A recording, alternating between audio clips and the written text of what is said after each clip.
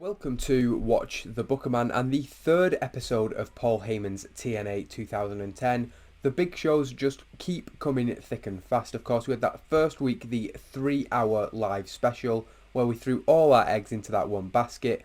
We then had last week where we had to prove that we could do it on a week-to-week basis. That show was also the go-home show to this show, the first pay-per-view of the Paul Heyman era. And as you can see on screen, there is the card for the show.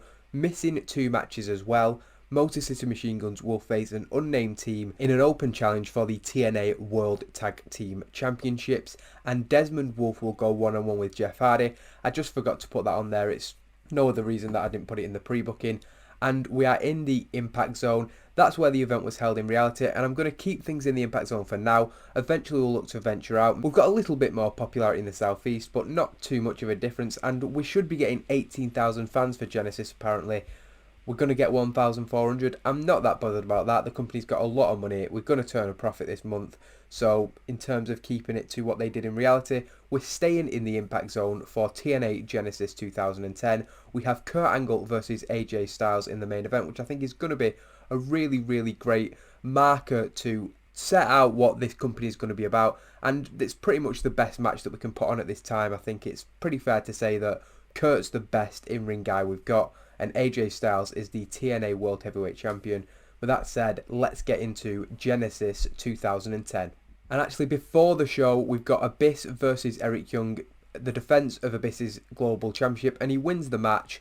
The World Elite are barred from ringside, and Abyss picks up a win. It was supposed to be on the pay-per-view, then I realised they had 9 matches, and that felt like too much, especially when I put everything into place. It was going well over 3 hours, so I've put this match on the pre-show, and it's probably a little bit disappointing if somebody's bought the pay-per-view to see that, because it's not so much the online pre-shows at the time, but this match will obviously be released somewhere, so nobody's missing out too much. And I don't think Abyss and Eric Young is one of the key matches people were buying the pay-per-view for, but here it is anyway. Abyss retaining the title with a chokeslam in 10 minutes and 30 seconds, and it's a pretty decent match actually. Abyss doing well, Eric Young also. 66 rating as we go into the traditional pay-per-view opening video package. The voiceover putting across the themes of new beginning, a fresh era in TNA. Focus is largely placed on the main event between AJ Styles and Kurt Angle, with the TNA World Heavyweight Championship being contested between the two best wrestlers on the planet. Whether people agree with that or not, that is how we're billing it and that is how we're dubbing it. Mauro and Taz then introduce the show. Great to be here for the first pay-per-view of the new era, and the open challenge in the first match of the night. The Motor City Machine Guns will defend their TNA World Tag Team Championships against a team that are making their TNA debuts. I think this is a really good signing. Motor City Machine Guns will face the Hooligans, Brian Kendrick and Paul London, and in 15 minutes and 14, so we're giving them a lot of time to put on a really great competitive back and forth match. And we just told them to go all out and tell the story of the match, which is that the Hooligans they were once very much in the Motor City Machine Guns mold, I'd say. They're running WWE, they had a record-breaking run with the titles, and such a great exciting team who I was a huge fan of, like I've said. Motor City Machine Guns do pick up the victory, however, retaining the titles. It's a defeat in Brian Kendrick and Paul London's TNA debuts. 62 from Brian Kendrick, 54 from Paul London, so a bit of work to do there. I've put the gimmicks as not yet clear because the way the character is going to go, I don't want to give that away just yet. Both getting great ratings though, so that's really good to see. Both teams with excellent chemistry. It's only a 53, so it's not that good of a match, but 15 minutes competitive. I really think these would have put on a great match at this time, and I'm happy to bring these two in. The Hooligans, I don't think they were ever officially known that in WWE, but I know that was a team name that they tried to push. So that's that match done, and the Motor City Machine Guns celebrating the ring. Brian Kendrick and Paul London off with their tails between their legs. They've debuted with a defeat. Obviously going to be disappointing for them, but we wanted to put over Motor City Machine Guns are the best team in the world, and I didn't just want to bring a team in and take the title straight away, because I feel like it just puts your current guys down, particularly when it's a homegrown team like the Motor City Machine Guns against a team who are more known for their run together in WWE. We then get a video package which looks back at the rivalry between ODB and Tara. and it's heated up a lot over the last month. On the first show of the year, ODB defeated Tara for a second time in 3 weeks, but once again went underhanded to secure the victory, hitting Tara with that flask of hers. This match is a no disqualification rules match, but if Tara doesn't win, she will never get a shot at the TNA Knockouts Championship ever again. And the match had good heat and decent wrestling, a 60 rating, but in 12 minutes, a no DQ match, so we're bringing weapons in. Again, this is a showcase of how we are different, how we're the alternative. I don't know, again, I might be getting the timeline off, but I don't think this is something that anybody in the WWE would have done at this time. So again, differentiating the fact that the Knockouts division has a very, very different focus to the Divas division at this time. Without explicitly saying it, we're not trying to take shots at the WWE, we're just trying to show through our actions how we are different. But Tara wins the Knockouts Championship, her final chance to win it, and she shows the guile and the experience to outsmart ODB, who once again tries to beat her with that flask. Tara hitting a widow's peak, perhaps onto a chair or something, to win the Knockouts title, and she celebrates, emotional to become the Knockouts champion. She held the title once before, back in 2009, but only for 10 days before losing it to, I think it was Angelina Love, or one of the beautiful people, I can't 100% remember, but she is back and she has got that championship in her possession. The conclusion of a really long-term storyline for Tara, and as she has her arm raised, curiously, the beautiful people come out and applaud the new champion. She doesn't understand that. Obviously something brewing there, which will develop in the coming weeks. We head to the back and Lauren Brooke speaks to Mr. Anderson ahead of his TNA in-ring debut later tonight. Anderson puts over that it's great to be in the Impact Zone, great improvising throughout the segment, very charismatic, and if tonight is the last time we see Bobby Lashley, then he is going to give him the send-off that he deserves. A good promo from Mr. Anderson. That is obviously going to be one of his strong suits in the company, and we're going to use as much as we can, exploit his promo abilities. There's plenty of guys we can have some good programs with. I'm thinking Anderson and Pope, for one, would be a really, really good storyline to do, just for the strength of the promos they'd have against each other. The arrogance and the ego that they both have would come across really, really well, I think. The third match of the night, Consequences Creed has invoked his Feast or Fired X Division Championship shot, and he faces Amazing Red. It had decent reaction, but subpar wrestling. Find that very hard to believe, but sometimes in game, the way they describe matches isn't quite accurate, I don't think. But Amazing Red picks up the win in 11 minutes 11 with a Hurricane Rana driver, making another defense of his title. Amazing Red, unfortunately, off his game. He still did quite a bit better than Consequences Creed, and I think that's quite a fair rating for Creed, really, because at this time, I don't think he'd ever had a sustained push in TNA or anything like that. It's a decent match, not great, not terrible, but Amazing Red is still the champion, and that's good to see. He celebrates in the ring, holding up that championship. As we open the second hour with Mr. Anderson coming out for his entrance to the match, but when Lashley's music hits, he appears to have no-showed. Anderson cuts a promo on him instead, running him down. He don't want to be here. He's screwing over the fans. The words of Anderson, whatever he says, again, we've let him improvise, so insulting the Lashleys to whatever degree he wants. Lashley is eventually brought out by this. He's furious. He's ready to fight Anderson after what he said, but his wife then follows him out and insists that the match cannot go ahead. As the Lashleys have a bit of a domestic, Crystal on the outside and Bobby in the ring, they don't realise that the referee has called for the bell. Mr. Anderson, as astute as ever, is aware of that and fast rolls up Bobby Lashley, picking up the win in 34 seconds, it says there. I think even less. It's actually a really good rating, a 70 rating for that. Mr. Anderson with a 70, that is great to see on his debut. Lashley with a 67, but it really is just about furthering that storyline of Bobby Lashley wanting out, and the fact that his wife has got involved there has cost him a very, very embarrassing defeat for Lashley. Not so much that it makes him look like a poor competitor or that he can't really fight very well, because it is just a case of luck, but again, it puts over the sort of persona we're getting over for Mr. Anderson, that he'll take advantage. He's not a clean-cut babyface by any stretch of the imagination, and he's actually going to, wherever he can, take shortcuts, and that's supposed to be the charm of him, I suppose. After picking up that opportunistic win, Anderson rolls straight out of the ring. He knows that Lashley is going to want more, and he celebrates at the top of the ramp. He takes a microphone and mocks Bobby Lashley, mocks Crystal Lashley, and Bobby gets even more frustrated and furious in the ring. Bobby then heads to the outside, throws things around, causes a little bit of chaos.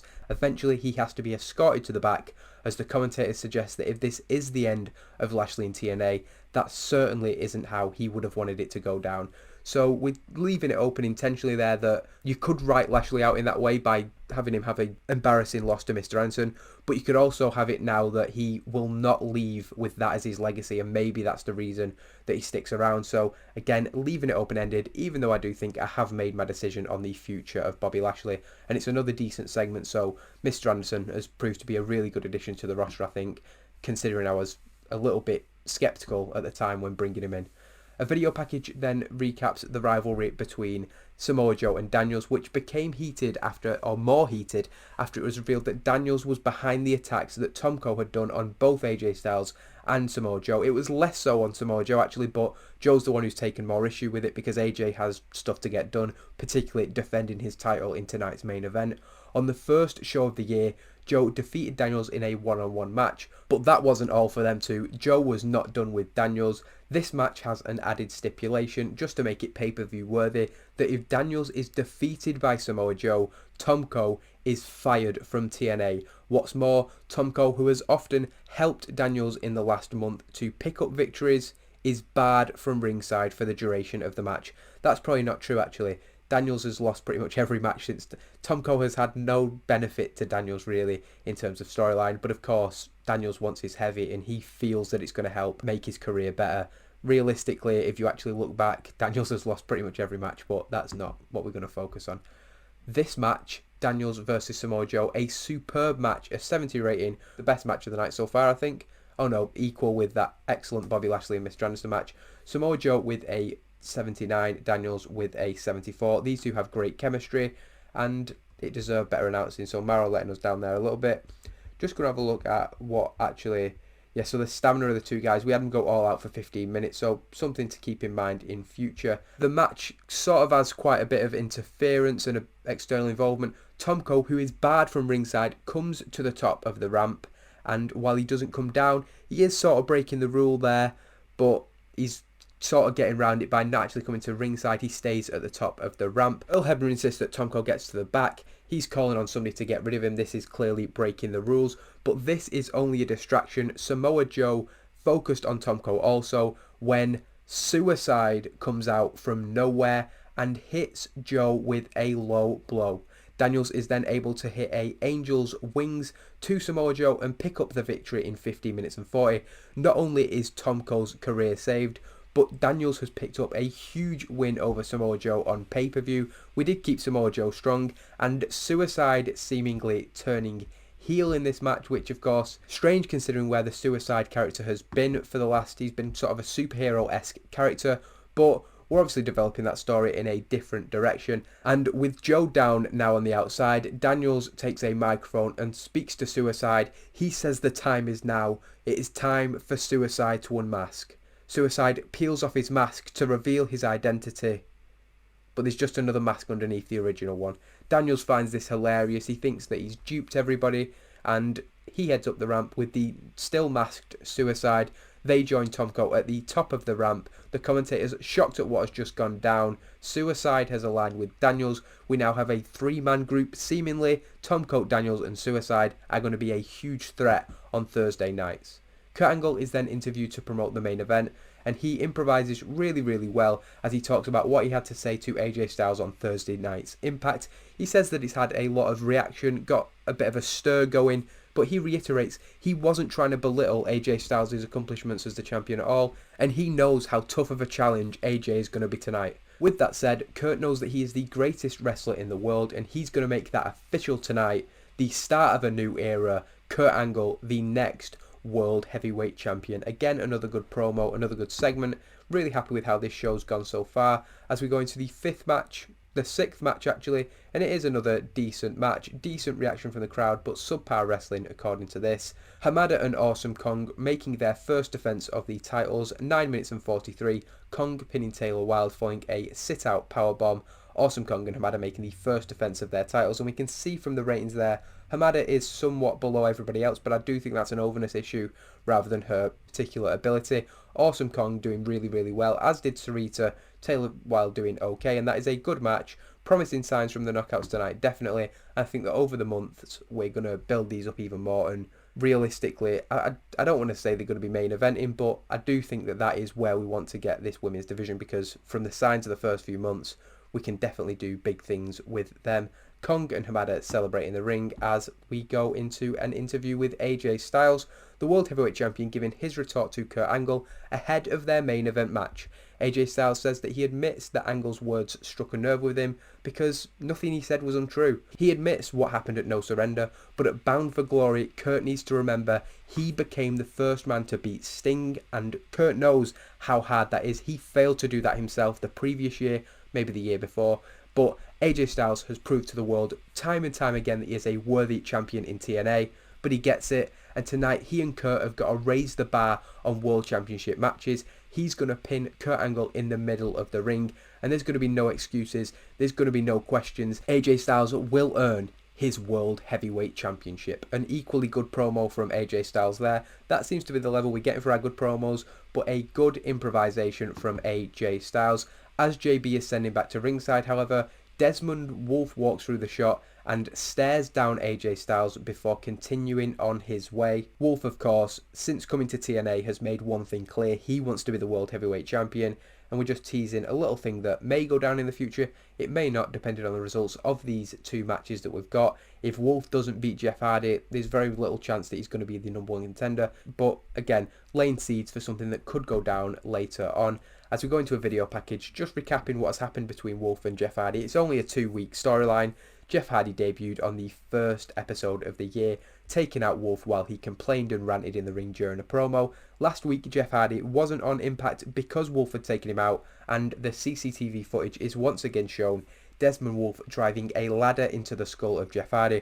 Of course, everybody knows the significance of the ladder. We go into that match, which we really want to put over that because it's a fresh and new feud. These guys haven't yet had a fight or a match or anything like that. They've both gone tit for tat, but this is the first time they get in the match, and it is so heated, and so these two are fighting all around ringside. The referee is struggling to keep control of it. It's a decent match.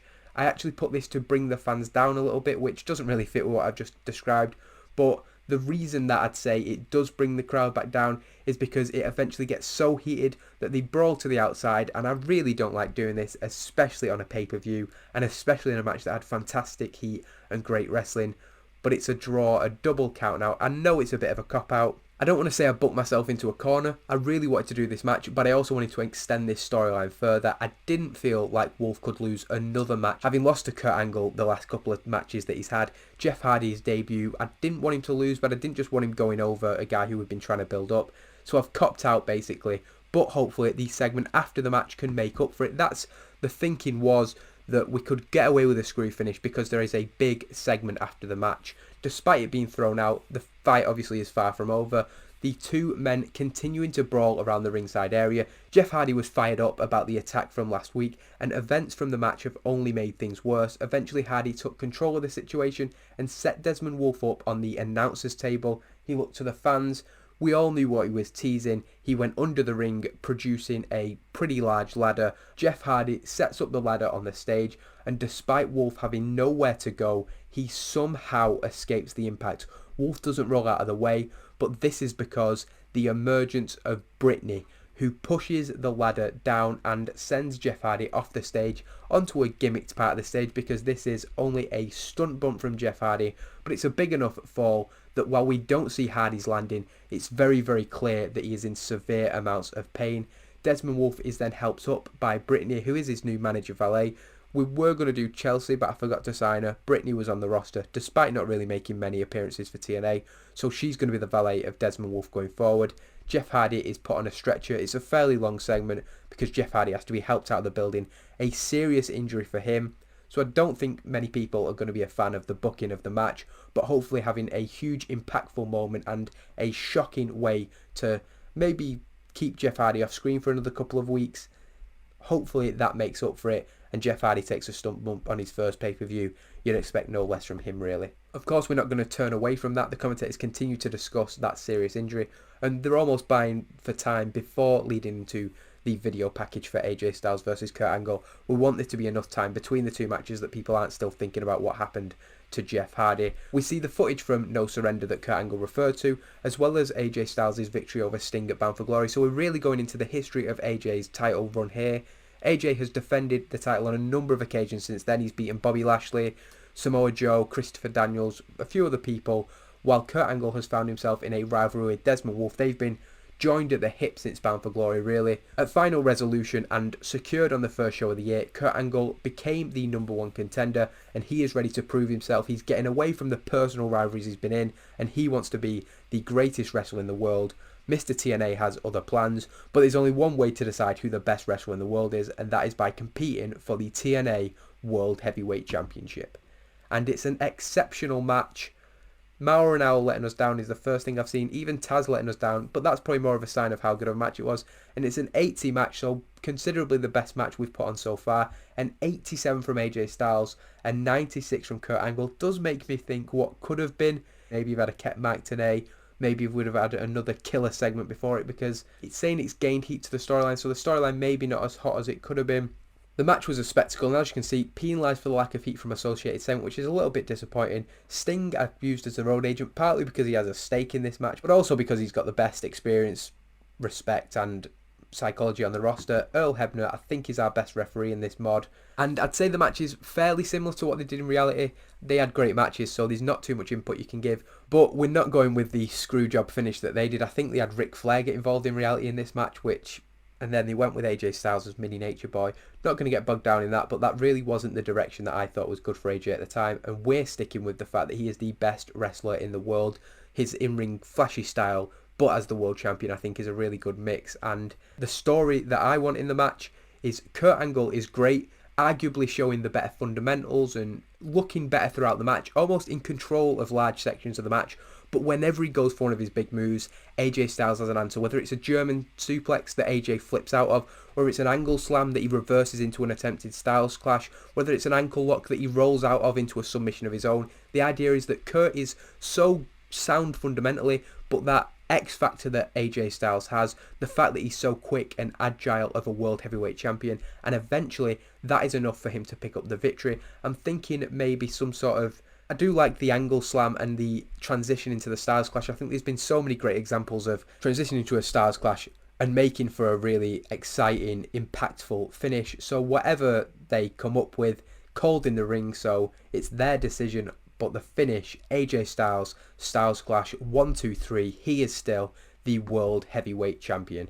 And with the match over and AJ Styles' arm raised in victory, the TNA World Heavyweight Champion approaches Kurt Angle and offers him a handshake. There has been tension between the two, mostly verbal, and actually during the match Kurt Angle was getting frustrated, and this led to tempers flaring even throughout the course of the main event, and the commentators are therefore impressed with AJ Styles' level head. They might have had issues, but he is man enough to offer the handshake to Kurt Angle. Kurt is more focused on his own frustrations. He's clearly in his own head a little bit, and he doesn't even register AJ's attempt. When he does make it back to his feet, he accepts the gesture a little bit reluctantly. Despite the respect shown between the two, it's clear that the defeat is playing on Angle's mind very, very heavily. He put everything into proving he was the best in the world in this match, and as he rolls out the ring and heads to the back, it's clear that AJ Styles is the best wrestler in the world. He's proved it tonight at Genesis, and it's a 71 rating. I did hope that the main event would kick it up a little bit more to another level, but it's increased our popularity in 56 regions. A really, really good show, and I should again have made note of who the best performers were. I think we're going to obviously go with AJ Styles and praise him on a great performance. Kurt Angle, we're going to not give him a hug. We'll praise it. We'll point him out as a good example. I think he wasn't happy with putting AJ over, so we'll give him a bit of a pat on the back for that. I know Jeff Hardy did pretty well. Anderson was okay. I think I'm going to go, I might be wrong here, but I think Samoa Joe was the other good performer on the night, and we'll compliment him on a good performance, and I'm sure they'll all be happy with that. AJ happy with that, Kurt happy with that, and Samoa Joe happy with that. So that is Genesis 2010 in the bag. Really happy with how it came out. Nothing really massively underperformed. I'd argue that potentially the opener with London and Kendrick debuting was a little bit of a disappointment. Interesting that Larry Sweeney will not be offered a contract extension by ROH. I don't know how good he is in the mod, but you'd think they'd want to keep him around. Yeah, he's really good. definitely somebody we've got our eye on. He's on the shortlist anyway. I assume that's what our email will be about. No, maybe he's not. ROH have made the contract extension to Roderick Strong, so I will need to negotiate with him. So that's where I'm going to leave it. I think a really, really good pay-per-view. Looking forward to getting that next Impact. This is probably the one I'm most excited about. I know it sounds like I'm sort of building up every single episode, but the post pay-per-view, we were sort of bound by the storylines that had already happened, so now it's fully into my own. Everything is just my own direction and own storylines. I think it's going to be another really, really good show. A great main event currently planned. That might change depending on what happens between now and the show. So he's seriously considering re-signing, but I think we should be able to do enough to get Roderick Strong over the line, potentially at the next new signing. But there are also a couple of people left to debut, and they will appear on the next couple of episodes of Impact. So we keep looking forward, keep going with this young, hungry, aggressive alternative, and the people I've brought in, the people I'm going to bring in, and the roster we already have. I cannot wait to get more into the long term of this game, so I'm going to go and book the next show right now.